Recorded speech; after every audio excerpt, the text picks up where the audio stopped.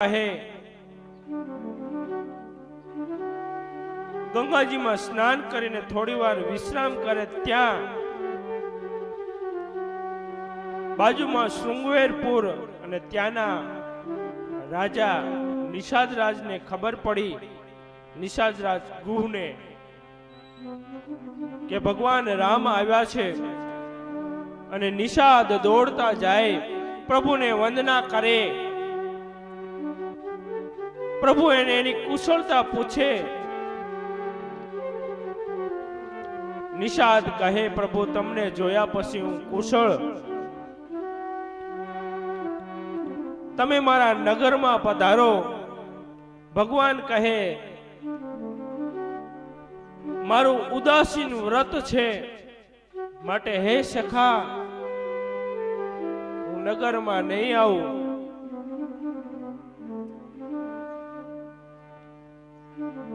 નગરની બહાર એક શીશમનું વિશાળ વૃક્ષ, ત્યાં પ્રભુ રોકાય. અનેક નિષાદો ફળ અને ફૂલ લઈ આવે, ભગવાનની અનેક રીતે સેવા કરે. વૃક્ષની નીચે દર્ભની પથારી કરે, પ્રભુ ત્યાં વિશ્રામ કરે. શ્રી લખનજી સામે વિરાસનમાં બેસીને પ્રભુની રક્ષા કરે.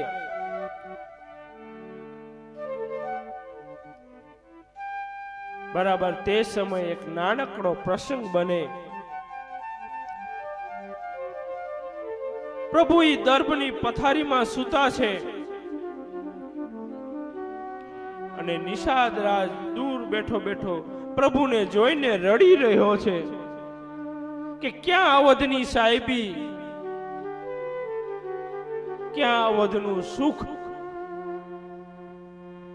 અને આજે પ્રભુ રામ આ દર્ભની પથારી ઉપર સૂતા છે અને કઈ કઈને દોષ દેવા લાગ્યા. પણ જેવું કઈ કઈનું નામ સાંભળ્યું અને શ્રી લખનજી ઊભા થઈ અને નિષાદની બાજુમાં જઈને કહેવા લાગ્યા કે હે નિષાદ રાજ, અમારી માં કઈ કઈને દોષ ન દો. તમને ખબર છે તે કોણ છે? સુખ અને દુઃખ, આનંદ અને શોક, આ તો સર્વ કર્મને આધીન છે. તમે જેને જોઈને રડી રહ્યા છો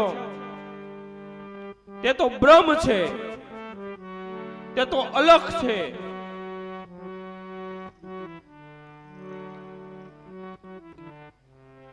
જેને વેદ નૈતિ નૈતિ કહે તે બ્રહ્મ છે. તે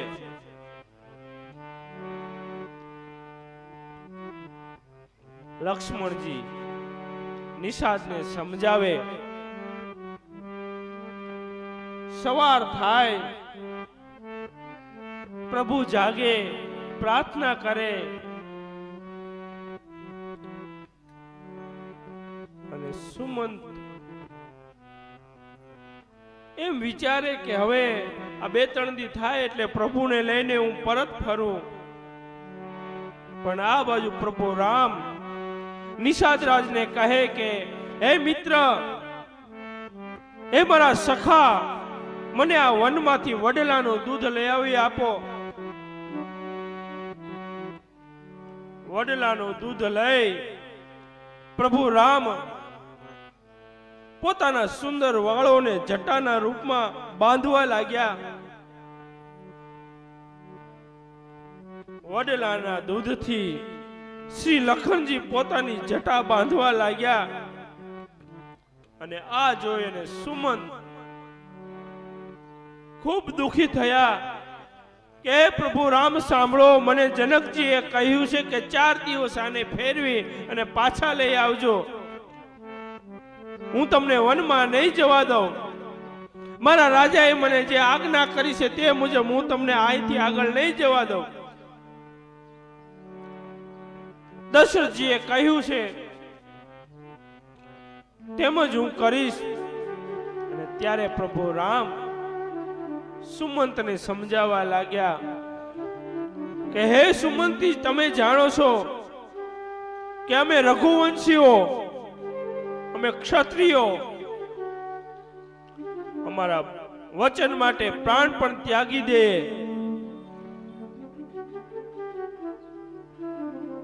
અમારા અનેક પૂર્વજો થયા, રાજા હરિશ્ચંદ્ર સત્ય માટે શું કરું તમે જાણો છો સુમંતજી?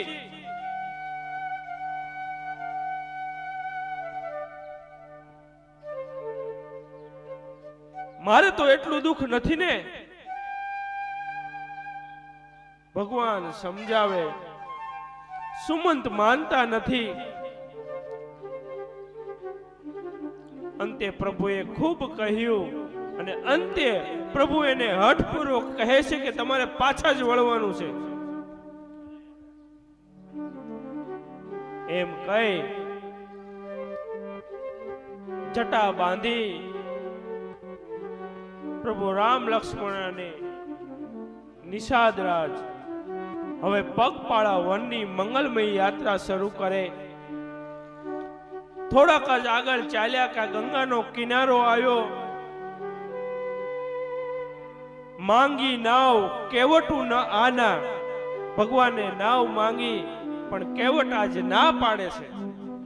બહુ સુંદર પ્રસંગ છે.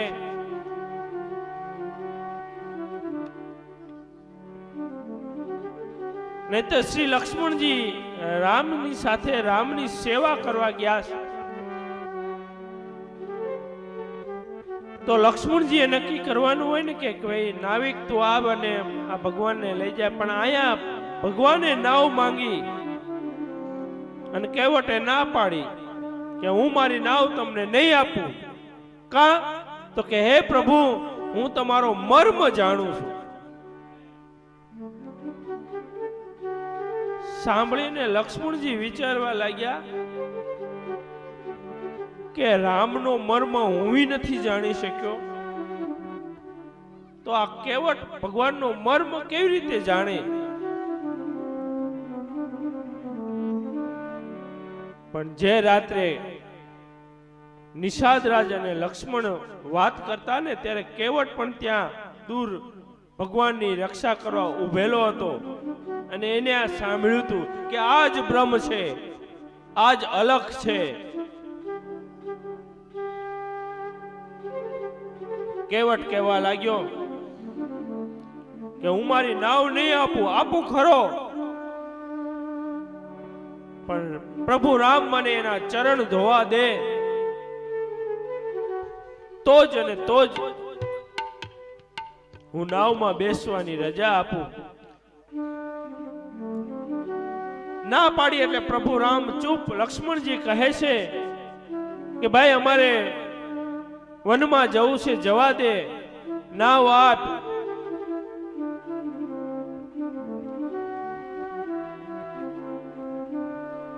પણ કેવટ માનતો નથી ને કહે છે કે કદાચ લક્ષ્મણજી તમે મને તીર મારી દેશો ને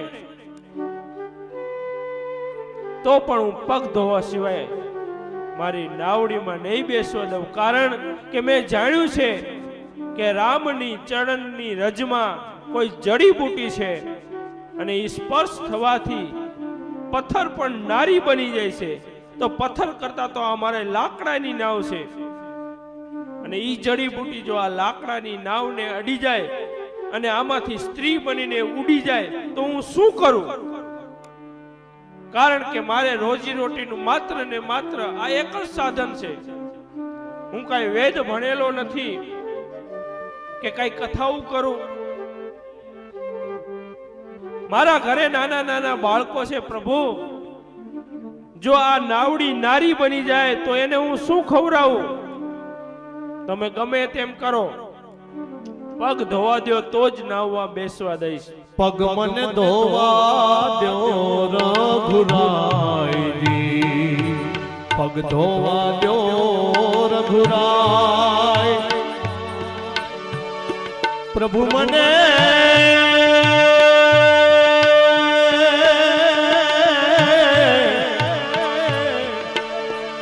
પ્રભુ મને શક પડ્યો મન ભાઈ, પગ મને ધો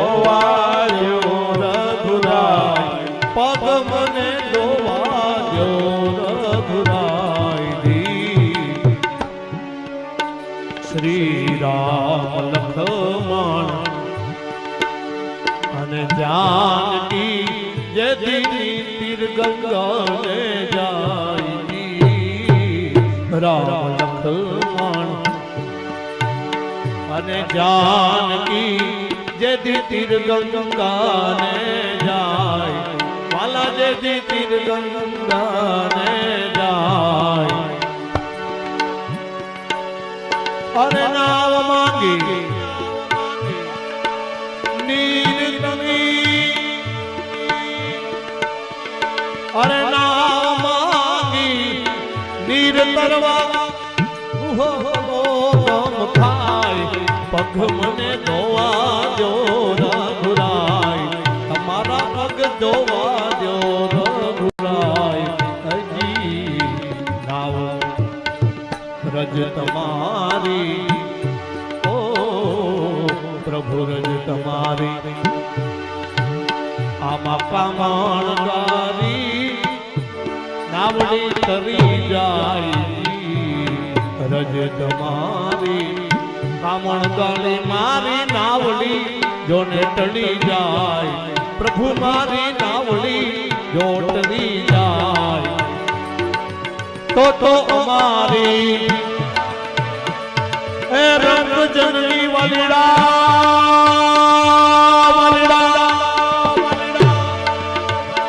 એ તો અમારી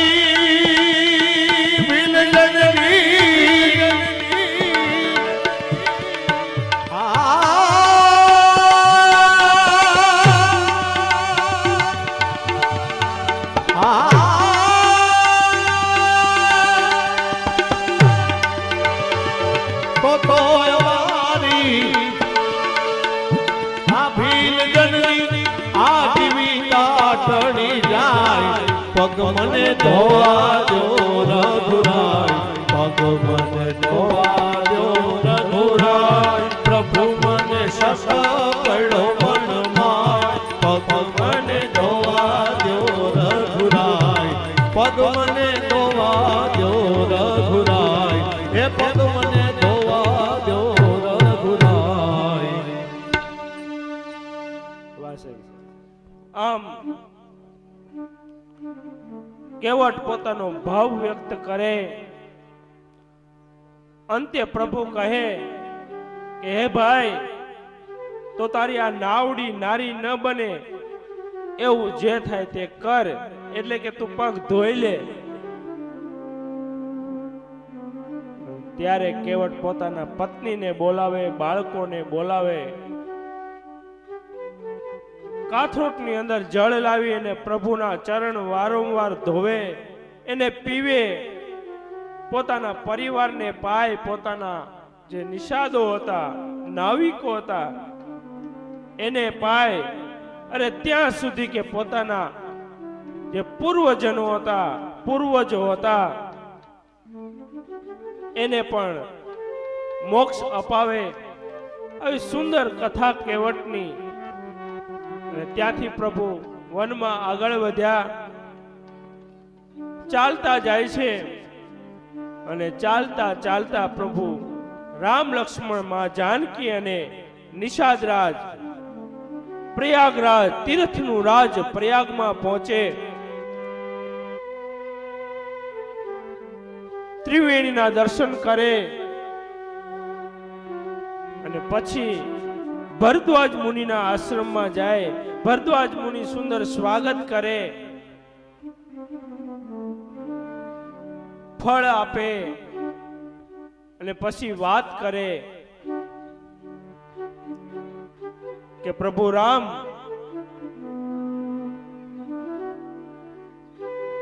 હું જાણું છું કે કૈકેયીનો કોઈ દોષ નથી માત્ર ને માત્ર માયાને લીધે સત્સંગ થાય અનેક ઋષિઓ પ્રભુના દર્શન કરવા આવે અને પછી પ્રભુ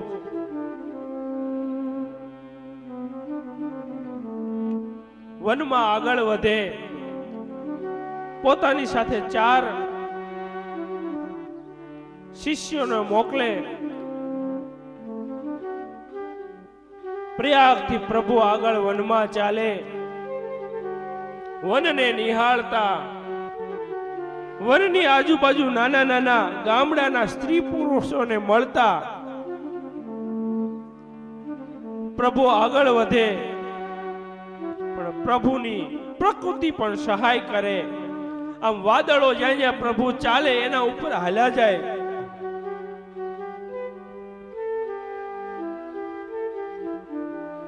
ધરતી કોમળ થવા લાગે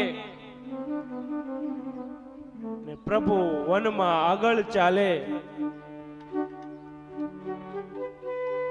એમ કરતા એક વડલા નીચે પ્રભુ થોડી વાર રોકાયા. આજુબાજુથી જે ભીલો હતા એ આવી અને પ્રભુની આજુબાજુ બેસી જાય. થોડી વાર સત્સંગ થાય. એ ભીલોની સ્ત્રીઓ માં જાનકીને પૂછે કે આ કોણ છે? અને જાનકી શ્રી લક્ષ્મણજીને રામનો પરિચય કરાવે કે તે છે ગૌરવર્ણના, તે મારા દિયર છે, અને થોડા શ્યામ જે છે એ મારા પતિ છે. આમ વનવાસીઓને મળતા, દર્શનનો લાભ દેતા, અનેક મુનિઓને મળતા પ્રભુ વાલ્મીકીજીના આશ્રમમાં પધારે. મુનિવર વાલ્મીકીજી પ્રભુનું સ્વાગત કરે, આશ્રમમાં લઈ જાય. અને ભગવાન કઈ બોલે તે પહેલા જ વાલ્મીકી કહે કે હે રામ, મને ખબર છે કે તમે જ બ્રહ્મ છો. આ લખનની શેષનો અવતાર છે, હું જાણું છું. અને તમારી સાથે આ જાનકી છે, તે જગત જનની છે, હું જાણું છું. પણ તમે તો હે પ્રભુ આ લીલા કરી રહ્યા છો, માટે મને ખબર જ છે કે તમે શા માટે વનમાં આવ્યા છો. ત્યારે પ્રભુ રામ વાલ્મીકીજીને પૂછે કે હે પ્રભુ, અમે ક્યાં રહીએ? કોઈ સ્થળ બતાવો. ત્યારે વાલ્મીકી હસવા લાગે છે અને કહેવા લાગે કે પ્રભુ તમે ક્યાં નથી ઈ કહો. કયા સ્થળે એવું કે જ્યાં પ્રભુ નથી? તો હું તમને બતાવું કે અહીંયા તમે રહ્યો. દરેક સ્થળ ઉપર તમે પ્રભુ બિરાજમાન છો.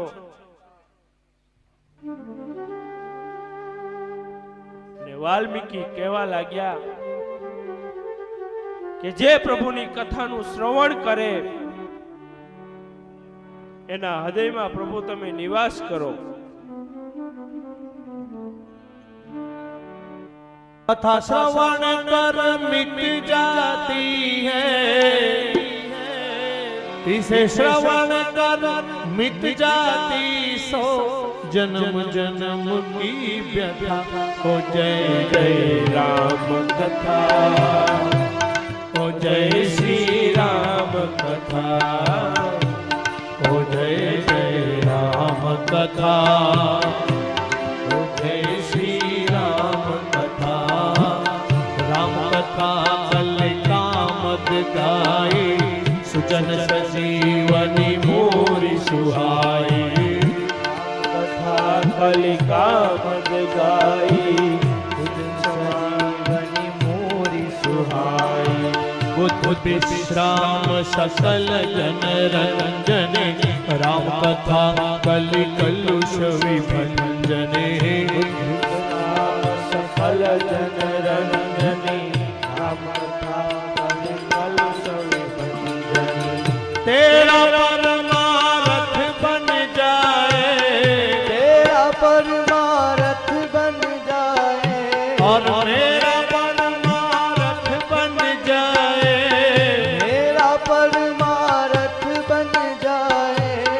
श्री नारद कर यथा, हो जय जय राम कथा, हो जय श्री राम कथा, हो जय जय राम कथा, हो जय श्री राम कथा. कथा श्रवण कर मिट जाती है, कथा श्रवण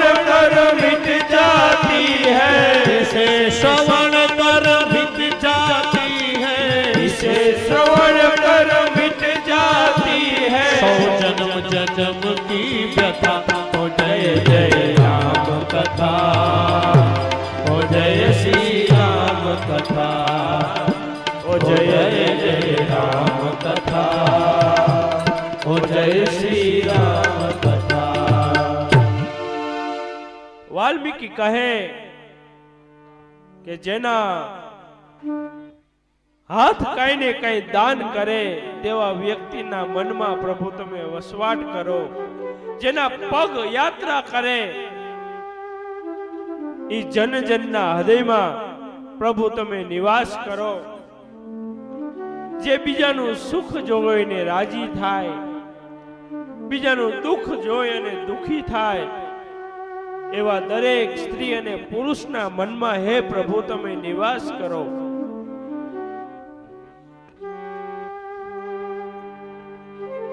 આમ વાલ્મીકીજી અનેક પ્રભુના વસવાટના સ્થાનો કહે અને પછી કહે કે હે પ્રભુ તમે ચિત્રકૂટમાં નિવાસ કરો, ચિત્રકૂટની ભૂમિને પાવન કરો. ચિત્રકૂટની બાજુમાં અત્રિ ઋષિ અને અનસુયાજી રહે છે, એને મળો માટે પ્રભુ તમે ચિત્રકૂટમાં નિવાસ કરો. પ્રભુ વાલ્મીકીજીના આશ્રમેથી ચાલતા ચિત્રકૂટ પધારે,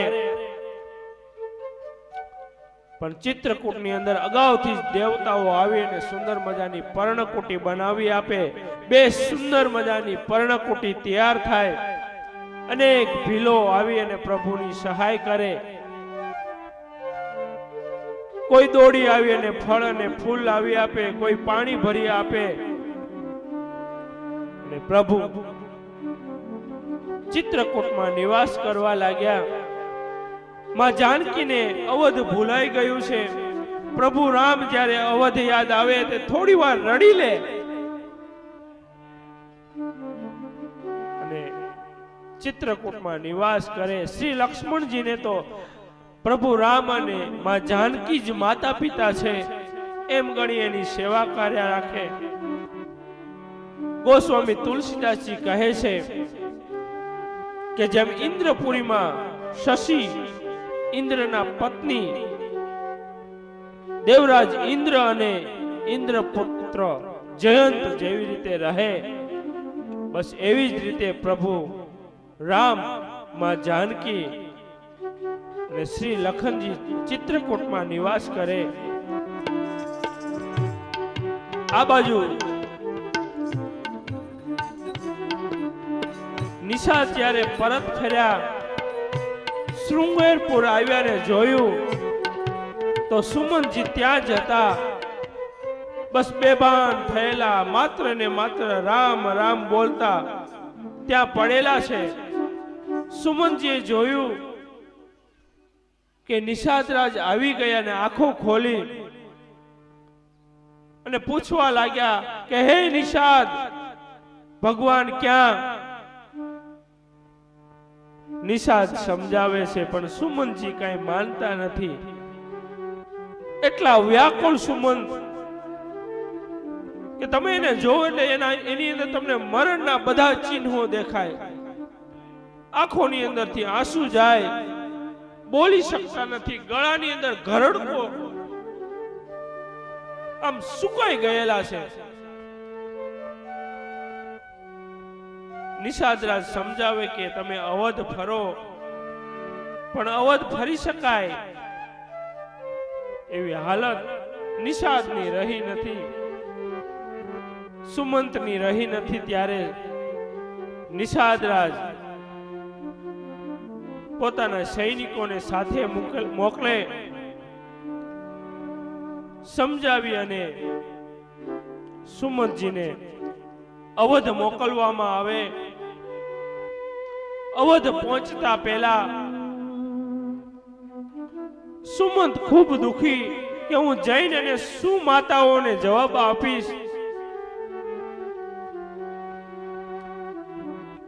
હું હમણે મહેલમાં પધારીશ, માં કૌશલ્યા દોડશે જેમ તાજી વેયાણેલી ગાય પોતાના વાછડાને જોઈને દોડે એમ દોડીને આવીને પૂછશે કે હે સુમંત, ક્યાં મારો રાઘવ? તેને હું શું જવાબ આપીશ? સુમિત્રા આવી અને મને પૂછશે કે હે સુમંતજી, મારો લખન ક્યાં? તો હું શું તેને એમ કહું કે તેને હું વનમાં મૂકીને આવ્યો? સુમંત વિચારે શું કરું, કેમ હું જીવતો રહ્યો? રામ વનમાં ગયા ને મારું પ્રાણ કેમ ન ગયું? મહેલમાં જઈશ, રાજન દશરથજી મને પૂછશે કે હે સુમંત, મેં તને કહ્યું હતું કે 4 દિવસ ફેરવીને રામને લઈને તું પરત આવશે. તું મારું ન માન્યો, તારા રાજાનું ન માન્યો, અને રામ લક્ષ્મણ ને જાનકીને તું વનમાં મૂકીને આવ્યો. હું એને શું જવાબ આપીશ? અવધવાસીઓ મને પૂછશે,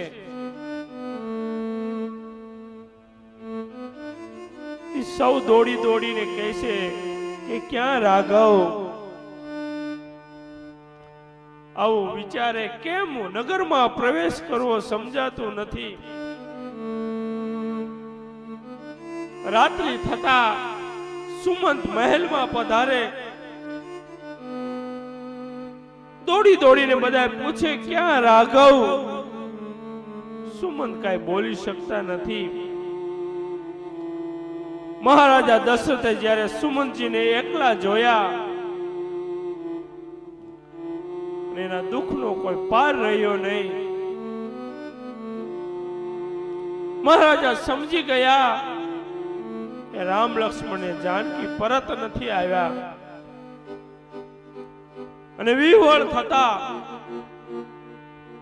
ત્યારે કૌશલ્યા સમજાવવા લાગ્યા કે હે નાથ, હે મહારાજ, ધીરજ રાખો. આ અવધ રૂપી નાવકાના તમે એક જ નાવિક છો. જો તમે જતા રહેશો તો અવધ ડૂબી જશે. ધીરજ રાખો મહારાજ.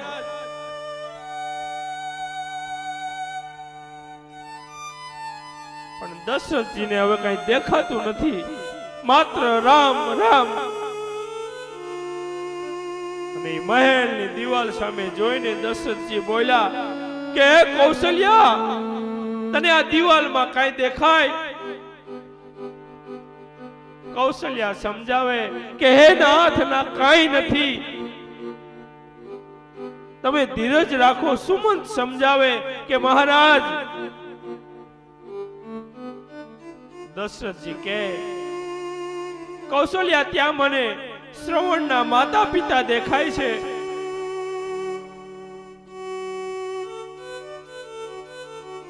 મને જે શ્રાપ આપ્યો તો એ મને શ્રાપ દેખાય છે. કૌશલ્યા સમજાવે, સુમંત સમજાવે, અને અંતે 7 વાર હે રામ હે રામ હે રામ હે રામ કરી અને ઈ અવધના ભૂપતિ મહારાજા શ્રી દશરથજી સુરલોક પામ્યા છે, દેવલોક પામ્યા છે.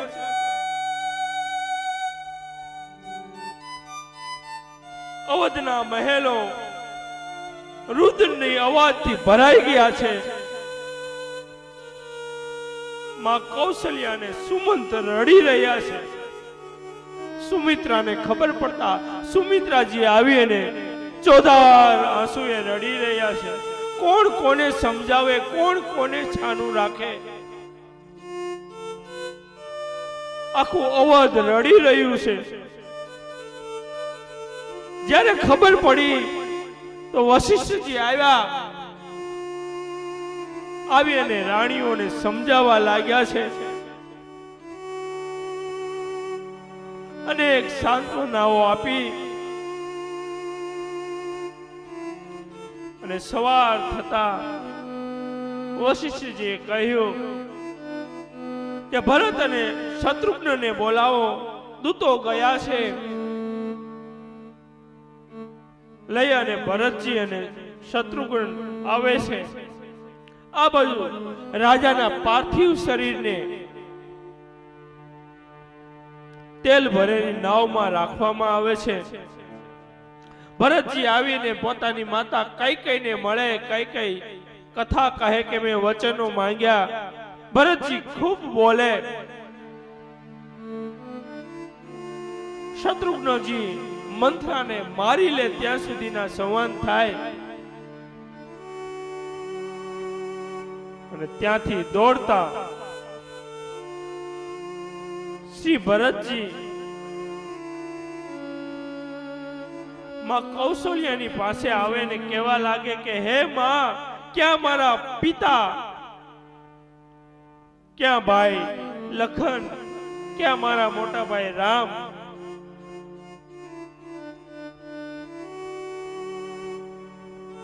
માતા કહે છે કે દીકરા ભરત, તું દુખી ન થા.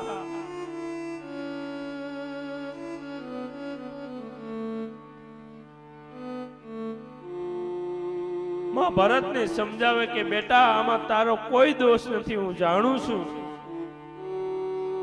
પણ ભરતજી પણ પોતાની રીતે કહેવા લાગે કે જો માં રામ વનવાસ જાય એમાં મારો જરા પણ મત હોય માં,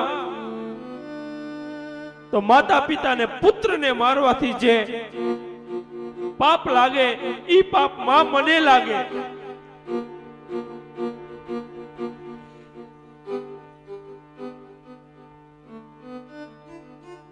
એમાં પ્રભુ રામ વનમાં જાય ઈ યોજનામાં જરા પણ મારો મત હોય તો બ્રાહ્મણો અને ગાયને મારવાથી જે પાપ લાગે ને માં, ઈ પાપ મને લાગે.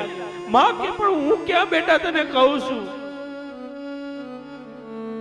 તું તો મારો લાલ છો, તું મને રામ જેટલો પ્રિય છું. અને ભરતજી એક પછી એક અનેક રીતે સોગંદ લેવા મળે છે કે કોઈ સ્ત્રી અને બાળકની હત્યા કરી અને જે પાપ લાગે એ પાપમાં મને લાગે, જો હું સહમત હોય તો.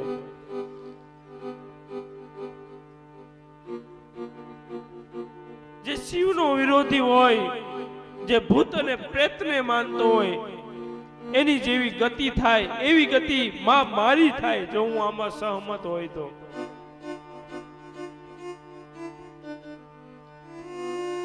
ભરતજીની આંખોમાંથી આંસુ જાય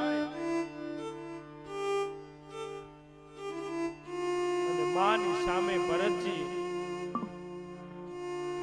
કહેવા લાગે કે હે માં, જો રામ વનમાં જાય, હું એવું જરા પણ ઈચ્છતો હોય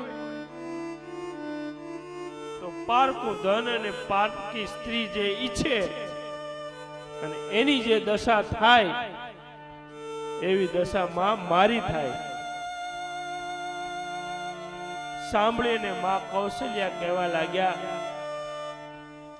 એ ભરત ભાઈ સાંભળ, આ ચંદ્ર છે ક્યારે વિષ આપે ન જ આપે, શીતળતા જ આપે. પણ માની લો કે ક્યારેક ચંદ્ર પણ વિષ આપે, બરફ છે એ અગ્નિ આપે, ઠંડક જ આપે. પણ ધારી લો કે બરફ પણ ક્યારેક અગ્નિ આપે. અસંભવ છે એ ક્યારેક સંભવ થાય, પણ મારા ભરતના મનની અંદર રામ પ્રત્યે ક્યારેય દ્વેષ હોય જ ન શકે. બેટા તું જરા પણ દુખી ન થા, હું તને ઓળખું છું, તું મારો લાલ છો.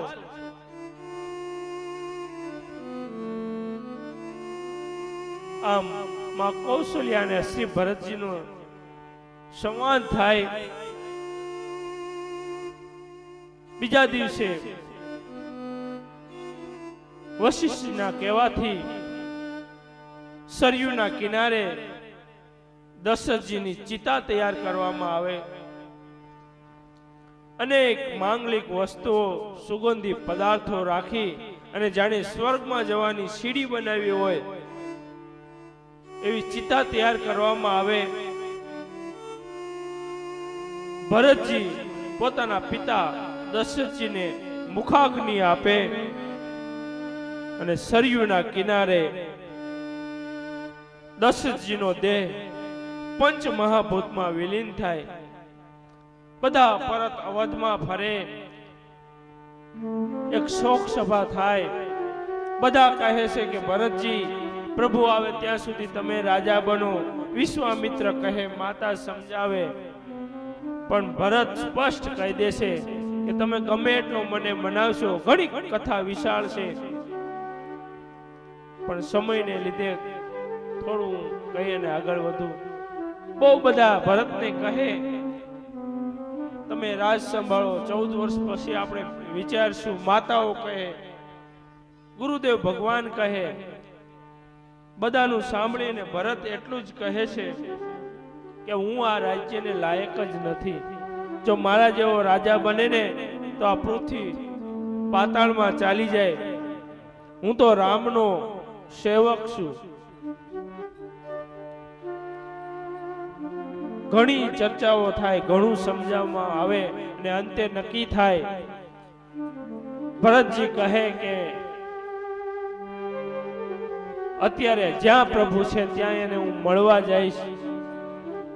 નક્કી થાય છે કે સવારે પૂરી અવધ મિત્રો સૈન્ય સાથે ચિત્રકૂટમાં પ્રભુ નિવાસ કરે છે ત્યાં જવાનું નક્કી થાય. આખી રાત અવધવાસીઓ જાગે કે સવારે તો પ્રભુને મળવા જવાનું છે. સવાર થતા આખું અવધ, ભરતજી, માતાઓ બધાય ચાલતા પ્રભુ જ્યાં છે ત્યાં મળવા જાય. તમસા નદીના કિનારે પહોંચે. ત્યાંથી ભરત અને સેના શૃંગેરપુરમાં પહોંચે. થોડી વાર નિષાદરાજને એમ થાય કે ભરતજી યુદ્ધ કરવા આવે છે, પણ કોઈ વડીલ કહે છે કે ભરત ક્યારે યુદ્ધ ન કરે. એ પ્રભુને મળવા જતા હોય. નિષાદ તેને મળે. આખી સેનાના